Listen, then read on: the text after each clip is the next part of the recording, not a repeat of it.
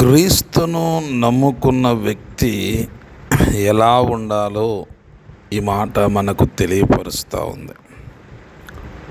ఒక ఉప్పు ఎలాగైతే రుచికరంగా ఉంటుందో దేవుని బిడ్డలారా, క్రైస్తవ జీవితం కూడా రుచికరంగా, అనేకులకు రుచికరంగా ఉండాలి.